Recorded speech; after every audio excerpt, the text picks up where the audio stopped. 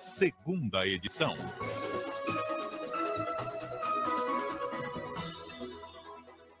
Hoje, com Gilson Aguiar. Agora são 4h17. Nosso assunto agora é educação. Educação com o autor de 2 livros. Um deles, Indisciplina Escolar, O que Pensam os Professores. E o outro, Textos Poéticos para se Pensar a Sociedade. Eu estou falando de Antônio Batista Alves Neto, pedagogo, mestre em educação. Ele está lançando o 2º livro, que é Textos Poéticos para se Pensar a Sociedade. E nós vamos conversar com ele agora, que leva ele a estudar a disciplina, que é um negócio complicadíssimo quando a gente fala em educação, ainda mais agora, nesse primeiro trabalho teu com o olhar dos professores. Bom, primeiro eu queria te agradecer a presença aqui, agradecer a presença do professor Antônio. Professor Antônio, obrigado por ter vindo aqui aos estúdios da CBN. Eu que agradeço, Gilson, muito obrigado, agradeço o convite, fico extremamente honrado, e uma boa tarde aí a todos os ouvintes, todo o pessoal da equipe. Bom, a primeira coisa que eu queria te perguntar é o seguinte, o que te levou a estudar indisciplina e estudar a educação da forma como você aborda nos seus trabalhos? Sim. Bom, primeiro, há que se registrar, esse trabalho é um trabalho, esse primeiro livro ele é resultado também de um trabalho realizado na pós-graduação em educação da Universidade Estadual de Maringá. Eu venho desse espaço, então isso tem que ser dito, né? É uma honra para mim poder dizer isso.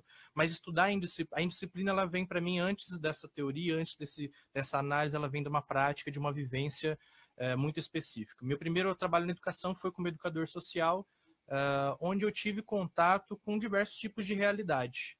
E realidades que muitas vezes estão distantes da escola. Aquilo que hoje se entende como indisciplina na escola, às vezes não chega nem perto daquilo que a gente enfrenta realmente na educação social. Uhum. Por isso, esse interesse em continuar e tentar entender um pouquinho mais o que acontece, por quê, enfim, cada uma das causas, em cada uma das situações vivenciadas mesmo. O que te impactou, Antônio, para você produzir um trabalho sobre isso? Parece que, inclusive, esse primeiro trabalho teu é derivado da sua primeira pesquisa, que é teu mestrado. Exatamente. Esse primeiro livro é uma parceria com a professora Solange Yaigashi, que foi uma orientadora, incrível orientadora, que me deu toda essa base para fazer esse trabalho. O que me impacta mais nesse processo, para além da violência que a gente vê dentro de sala, a gente, é lógico, que sai daí do processo de indisciplina, desse enfrentamento mais leve e chega à violência, mas é também, às vezes, o processo de naturalização, né?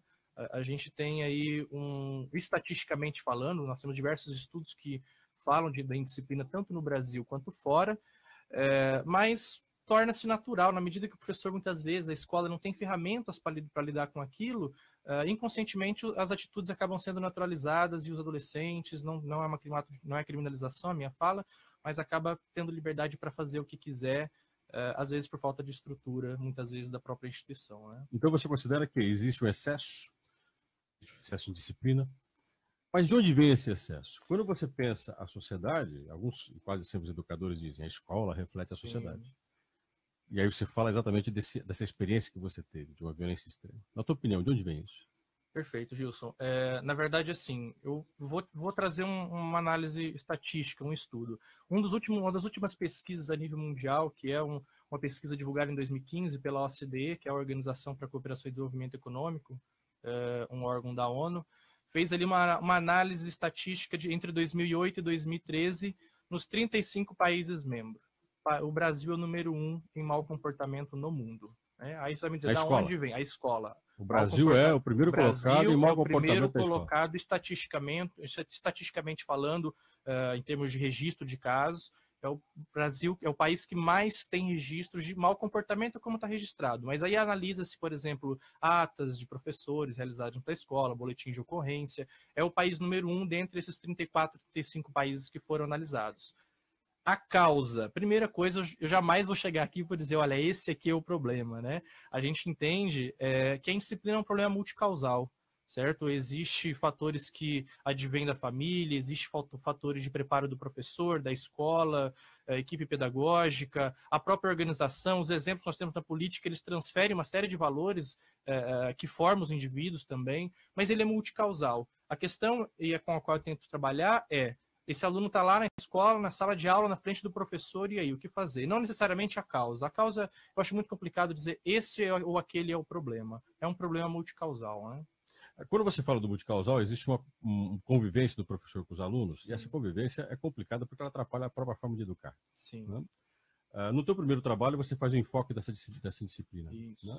E pelo que você fala, você teve disciplinas razoáveis na tua experiência. Né? Como tratar disso? A primeira coisa, e é isso que eu tenho levado para as escolas, eu estou tentando oferecer de maneira geral o retorno desse trabalho que o espaço público, eu como filho do espaço público recebi em todo esse período, o meu foco o professor precisa estar preparado porque a realidade é essa.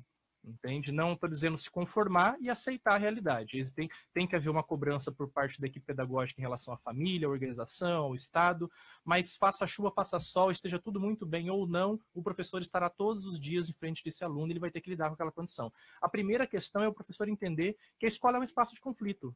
E o conflito vai acontecer. Porque quando acontecem as situações de enfrentamento, os momentos de indisciplina, muitas vezes o professor, por não aceitar aquela situação ou por não esperar aquilo, ele não sabe como reagir. E às vezes acaba não lidando da melhor maneira. Então, o professor se preparar da melhor maneira possível, o professor não vai resolver todos esses problemas, mas se preparar para, no mínimo, tentar contribuir para a solução desses problemas, porque uma sala de aula onde não tem o mínimo de organização, você não consegue ensinar nada. Né? Essa que é a verdade. Eu estou conversando com o pedagogo, mestre em educação, Antônio Batista Alves Neto. Inclusive, nós estamos com esta conversa com ele transmitida pela live. Está lá ao vivo, você pode acompanhar, pode fazer sua pergunta. E quem faz uma pergunta para o Antônio, para o professor Antônio, é o Joanes. O Joanes diz o seguinte, ó, se o senhor podia falar um pouquinho, professor, sobre a militarização da escola. Esse é um assunto que, principalmente quando eu vou para as palestras, né, as pessoas cobram muito. A militarização seria uma saída. Nós temos exemplos aí de escolas... A militarização é dar à escola um processo militar de educação mesmo, né? Acho que foi essa a intenção dele na questão. Nós temos exemplos, sim, o pessoal utiliza muito, por exemplo, escolas técnicas de São Paulo, que são escolas militares e que têm altos níveis, um altíssimo desempenho, tanto em avaliações nacionais, mas a militarização, eu creio que não seria uma saída específica. O Brasil ainda não tem que seja uma cultura preparada para isso. A gente ainda vive um extremo muito grande entre oposições teóricas mesmo dentro da instituição escolar e dentro da universidade. Acho que nós teríamos que caminhar um pouquinho mais em termos de uma cultura de respeito, não militar, mas o respeito ao próximo, antes de se pensar em qualquer coisa. Eu, particularmente, não acredito que a militarização seria a solução. Nós temos, sim, escolas que são exemplos, mas eu acho que não é possível generalizar. A gente precisa, sim, de disciplina dentro da escola, mas não a disciplina simplesmente por ela mesma. É necessário que haja um pouco mais de... O senhor colocou um dado interessante antes dessa pergunta do nosso ouvinte, Joanes. O professor tem que se preparar e encarar a realidade que ele tem que encarar na escola. A educação, a graduação, o senhor passou por uma graduação, o senhor passou por uma pós-graduação. A educação acadêmica, ela é muito distante da realidade prática. A gente tem uma escola idealizada na academia? Olha, eu jamais vou tentar aqui falar por todos os professores, né, e por todas as instituições.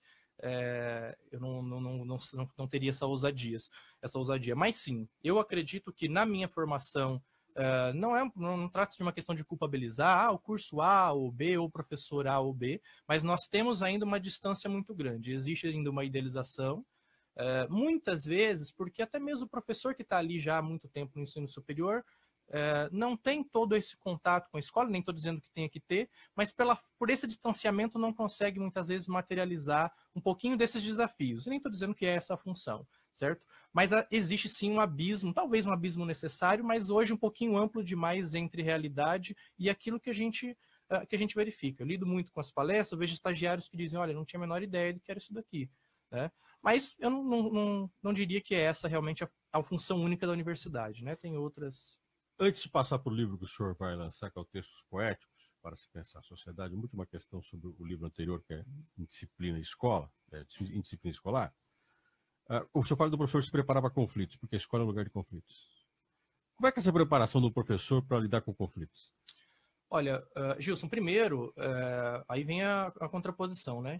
Falei agora fica meio que aquela contraposição teoria e prática, não é isso que eu estou querendo propor aqui. Mas o professor precisa se preparar muito psicologicamente para entender. Eu costumo dizer na graduação, eu digo para os alunos, olha, a escola é isso, isso e isso. Se por um acaso você achar que não vai dar conta disso, não vá para lá, né? Mas estando lá, entenda que a escola é um espaço de conflito. Eu preciso me preparar psicologicamente para entender e aceitar para mim que eu corro o risco de ser enfrentado dentro da escola. Eu não posso aceitar isso, simplesmente naturalizar, eu preciso lidar com essas situações, mas me preparar psicologicamente até mesmo para não adoecer. Nós temos um número muito grande de professores que adoecem pelo número de enfrentamentos que eles têm no dia a dia ali dentro da escola. E depois, teoricamente, os professores ainda acreditam, muitas vezes, que a escola é um espaço somente de se ensinar conteúdos. Né? E a escola não é espaço somente de ensinar conteúdos. A escola, principalmente a escola pública que recebe a massa da classe trabalhadora, vai lidar com os desafios da sociedade. Ela muitas vezes vai refletir aquilo que está lá fora, injustiças sociais, desigualdade, enfim, despreparo. Então, acho que o primeiro momento, a primeira questão é se preparar psicologicamente e entender. A partir daí, eu já não vou receber nenhuma das situações como algo novo. Nossa, eu não sabia que isso ia acontecer. E depois se preparar teoricamente, enfim, e dar continuidade à formação, que isso contribui muito para os desafios do dia a dia, né? Acho que isso é essencial. É isso que o senhor propõe um pouco em textos poéticos para se pensar a sociedade? Exatamente. Ou seja, como é que o professor pode agir em sala de aula? Olha, na verdade, assim, a minha proposição é mais nesse livro, é mais no sentido de esclarecer, olha, a realidade é essa daqui, não tem outro jeito. Ou eu me preparo para ela, ou eu busco fazer outra coisa. Porque, estatisticamente, os estudos vêm mostrando para a gente que a tendência é que esses desafios aumentem. Né? A tendência desses desafios é aumentarem.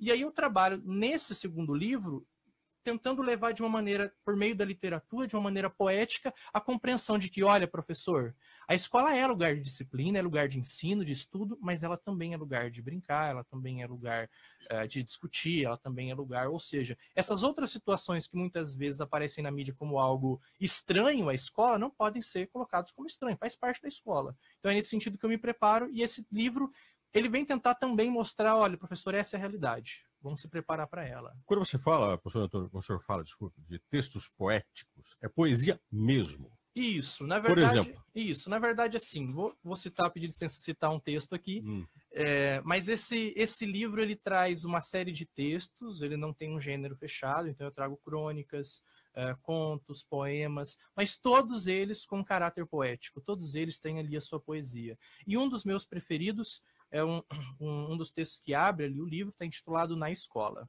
Posso? Claro, por favor.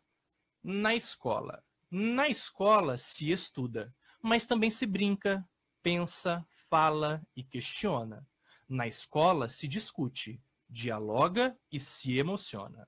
Na escola se estuda, mas também se conta histórias, a dos livros e a do dia a dia. E a escola tem coordenador, professor, diretor, zelador e, às vezes, até o tio e a tia.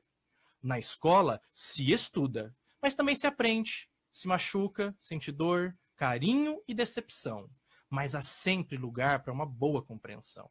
Na escola se estuda e é lugar de disciplina, mas não qualquer disciplina. Falo daquela disciplina inspirada pelo respeito, pelo afeto, mas acima de tudo pelo exemplo e pela dedicação. E não se esqueçam, é impossível que na escola não se tenha emoção.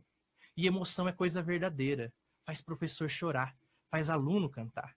E deveria fazer essa sociedade toda lembrar que é nesse espaço que um futuro se há de criar.